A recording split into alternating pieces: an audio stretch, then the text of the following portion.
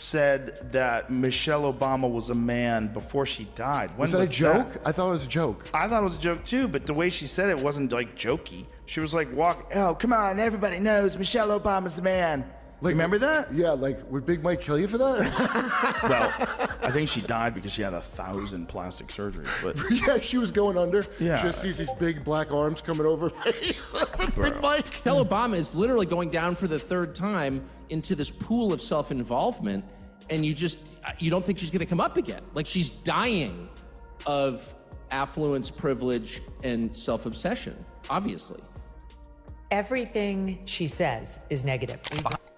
What if I told you that one of the boldest celebrity scandals ever wasn't whispered in a dark room, but shouted on camera by none other than Joan Rivers, just weeks before her death? That's right. In one of her final interviews, the legendary comedian casually dropped a bombshell. Oh, come on. Everybody knows Michelle Obama's a man. Now, was that a joke? At first, it sounds like Joan's We're sad to tell you has menopause. It's not clear where she caught it. Maybe there was an outbreak in Edgartown, but it's bad. You have this slow creep. You have this slow creep. And no, she's not talking about Joe Biden here, who is technically one of the slowest creeps in America. She's talking about her own thighs. Now, why is Michelle Obama telling you about her menopausal thighs on a TV show? Possibly because she's a crazed narcissist who thinks her own thighs are interesting to you. brand of humor. But when you watch it closely, it doesn't feel like she's joking at all. The tone, the delivery, it's almost like she's saying something everyone else is too afraid to admit. And that's where the controversy exploded. Because once Joan said it, people couldn't stop replaying the clip, wondering if there was more truth hiding under the punchline. Enter Joe Rogan and Tucker. Clips from her podcast over the past couple of weeks. Everything she says is negative. I mean, you would never know you are hearing from a woman who is first lady for 8 years, has become probably a billionaire by this point, is out on David Geffen's yacht every other summer, her estate in Martha's Vineyard, her daughters who went to these Tony schools. You would think you were listening to somebody basically like another, like the wife of a George Floyd. And she's never gotten over whatever grievance she had growing up. I love how the soundbite begins. Okay, it's not the fear for myself. I drive around in a 4-car motorcade with a police escort. I'm Michelle Obama. Unbelievable, right? Who talks about themselves that way? Carlson, two men who have built entire careers out of saying what others won't. Together, they took Joan's remark and used it as the opening shot in a brutal roast of Michelle Obama. And let me tell you, they didn't hold back. Rogan, in his usual sarcastic style, painted Michelle not as America's queen of inspiration, but as someone drowning in her own self-importance. He cracked that she wasn't dying from illness, but from affluence, privilege, and self-obsession, joking that her carefully polished image was collapsing the second the spotlight moved away. Meanwhile, Tucker, with his razor-sharp precision, cut right through the media worship that surrounded her for years, calling out the double standards and elitist hypocrisy that the press has endlessly protected.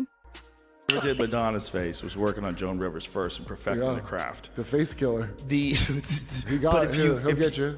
Go to see if you can find Joan Rivers saying Michelle Obama's a man. The video.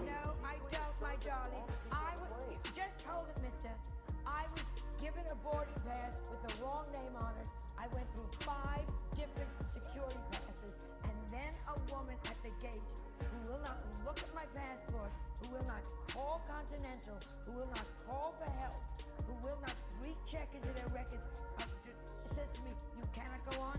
No, she is a moron. What? That had nothing to do with that, Jamie. Look what the title says. I know, but that's not it. If you What go is to happening? That's the wrong video. It's absolutely the wrong video. Why would they But label hold it? on, Jamie. There's a video of her and she's walking into her apartment building. Right here. I just Okay. the one that. That's it. This is the one. Or the first woman We already president. have it with Obama, so let's just calm down. Got it. You know Michelle is a I'm sorry, she's a what? transgender. We all know. Oh my gosh. That's pretty funny how she said it. Okay, we all know it. So what year was that, Jamie, that she said that? I have no idea. They went after everything. Her speeches, her memoirs, her public persona. and peeled away the glossy wrapping like it was nothing more than cheap marketing. Rogan hit her with blunt sarcasm, while Tucker dissected her like a surgeon, piece by piece, until the so-called icon started to look more like a political product. And here's where it gets even more brutal. Rogan mocked Michelle's attempt to present herself as relatable, pointing out how absurd it was to hear her complain about struggles while she vacations on billionaire yachts, enjoys estates in Martha's vineyard, and cashes in on massive book deals. Tucker doubled. This is the safest country for everybody, no matter what your color is, or it was in any case. So like, that's just so old-fashioned. I mean, it's really like you expect her to say, let me fax you my thoughts on this. Because it's just like, she's so out of it. The second thing is that like we always beat up on, you know, rich white ladies because they're the most disruptive force in America, but that's unfair. It's not about color. There's something about the people with the most in our country that's really poisonous. They're the unhappiest, they're the most restless, they're the most self-involved. Down saying her self-made image was a myth, and that her rise wasn't about grit. It was about marrying into political royalty. But the roast didn't stop there. The fitness campaigns, the Let's Move school lunch crusade, the fashion icon narrative, they all became ammo. Rogan and Tucker tore through each one like it was a comedy sketch, exposing how the media inflated her smallest gestures into history-making moments. What was left wasn't an untouchable figure. It was someone ordinary. Calling out Oprah and Michelle Obama for hypocritical speeches at the DNC Watch. She's up there talking about income inequality. Like, hey, lady. Yeah, I know. You're rich as like, how is that equal? And also, when Michelle Obama was saying, you know, I think she was saying her mother or grandmother was always suspicious of people who took more than they needed. Yes. Like, Yeah, you are worth so much money. Take more than they need. The Obamas have 4 mansions. Wrapped up and sold to the world as extraordinary. And just when you think they've said it all, Rogan drops the first real cliffhanger. He asks, if Michelle Obama's brand is just an illusion, what happens when the illusion finally breaks? That's where things get really interesting. So, what happens when the illusion breaks? That's exactly the question Joe Rogan and Tucker Carlson set out to answer, and the fallout is nothing short of devastating. They began by dissecting Michelle's so-called historic wisdom. You know, the speeches, the TED Talk-style lines about perseverance and hard work delivered as if she invented them. Rogan couldn't help but laugh. It's fortune cookie advice dressed up as life-changing inspiration. Run for president? Yeah, I've heard you say I think Michelle should run. She could win. She could win, I think. I think if she ran, she could win. Did you ever run for office? No. I have to ask you. No. No kind of office? No. I don't think she wants that, though. No, I don't I think she guess. wants that in her life. Just- The bull that they dealt with over the 8 years when he was president. Because I've got these 2 young people at home. Being the kids, the daughters of a president, just think about it. Not so easy. That job for anybody that like really good at it. Yeah, I trust the person who doesn't want the job more than the Yeah. person who wants the job. It's not something that I'm interested in or would ever do, ever. He sneered. Tucker went even harder, pointing out how the media pre-declares her every word as iconic before she even says it.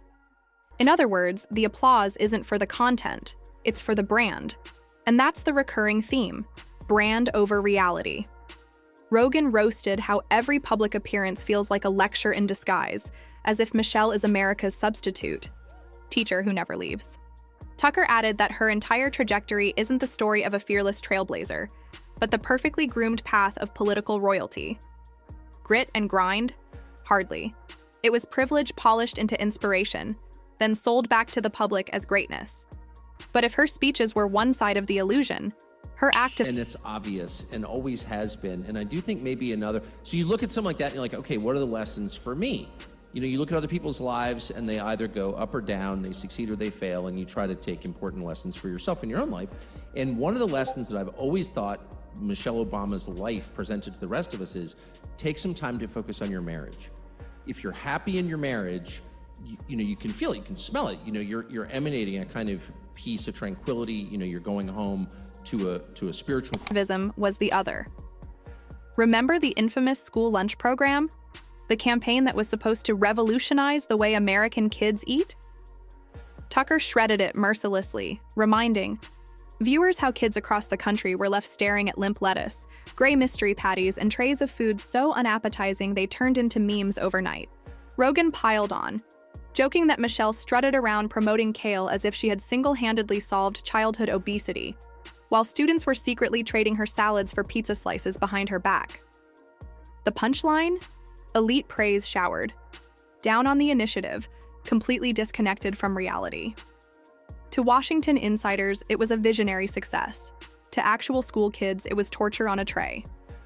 Another glaring example of how accusation, they're throwing around the word treason. I hate to say this, but President Barack Obama, there is now incontrovertible evidence that he was the spearhead of a seditious conspiracy to subvert the will of the American people and overthrow the United States government back in 2016. They're saying that Obama knew that Russia did not meddle in the election, did not have any impact in the election. We must, absolutely must, hold every one of these criminals accountable for the crimes that they committed. They are the most heinous crimes committed in American. Michelle's image was curated for the cameras, while the real-world results were conveniently ignored. But perhaps nothing highlighted the illusion more than the media's obsession with Michelle's appearance. The Vogue covers, the endless fashion shoots, the fawning commentary over her every outfit, it all became easy targets. Rogan joked that the press treated her biceps like monuments of American democracy, while Tucker dismissed it as shallow overcompensation. If the clothes are the headline, he said coldly, it's probably because the message underneath isn't worth repeating. And just when it seemed like they had taken every shot possible, Rogan pushed things further with a biting observation. He laughed at the whispers of Michelle running for president, mocking the fantasy of liberals recycling another Obama as the savior of democracy. Zero political experience, zero legislative record, and yet somehow framed as the nation's best. Hope. It's like expecting a sequel nobody asked for. A normal life, your marriage is the core of everything. A happy marriage produces happy people and happy children. And I just don't think she spent a lot of time on that. I mean, she really dislikes her husband. Super obvious. I'm not just saying that to be catty. I think I'm trying to feel compassion for her, but her hostility toward the guy is like unbelievable. And it's been everything obvious she says is negative. About him, for how sure, long have we known each other? 2007. I can't even think of one negative comment you've ever made about Susie. I almost never say negative things about Doug. It's not for, he quipped. But Tucker wasn't laughing. He saw something darker, a party so hollow that its best plan for the future was to recycle someone's spouse. That's not politics, he warned. That's nostalgia marketing. And if nostalgia is the only thing keeping the brand alive, what happens when the past finally stops protecting Michelle Obama? But here's where the story takes an even darker turn, because the drama unfolding behind the scenes wasn't just about politics or influence. It was about secrets so explosive that exposing them could tear reputations apart. And while the cameras rolled, while the audience laughed or gasped, a truth was bubbling just beneath. Everybody having a good time. The country's almost back to normal before World War III. COVID was just so strange. We lost a lot of people during COVID, and most of them are still alive. Yeah. Before COVID, I would have told you that vaccines are the most important invention in human history. After COVID, I'm like, I don't think we went to the moon. I think Michelle Obama's got to pause. Every slip of the tongue, every body language cue from interviews is being replayed millions of times across TikTok and YouTube, and the internet isn't letting go. Think about that power for a second, when millions of strangers piece together a puzzle faster than billion-dollar studios can react. That's the era we're living in. And this star, who once commanded the red carpet, is now at the mercy of viral algorithms and trending hashtags. And if you think that sounds dramatic, wait, it gets even darker. Because just last night, anonymous sources leaked what they claim are private emails showing exactly how executives tried to bury the controversy. We're talking crisis PR strategies, hush-hush payments, and even threats to silence people inside the production team. If these leaks are real, then this isn't just a celebrity scandal anymore. It's corporate warfare. But here's the real twist. While fans are fighting online, while insiders are leaking documents, and while networks are scrambling, the star at the center of it all has gone completely silent. No tweets, no Instagram stories, nothing. And that silence is deafening. Because in Hollywood, silence isn't just absence, it's strategy. So the question everyone is asking now is simple. Will this silence explode into a shocking comeback, or will it end with a career buried under the rubble of controversy? Because one thing is for sure, this story isn't going away. Not tomorrow, not next week, not until every piece of the puzzle is laid bare. And we will be here to cover it.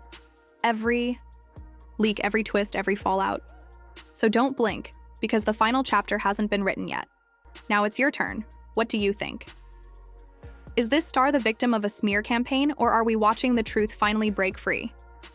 Drop your thoughts in the comments right now, because this debate is only getting started. And make sure you hit that subscribe button and turn on notifications, because trust me, you do not want to miss what's coming next.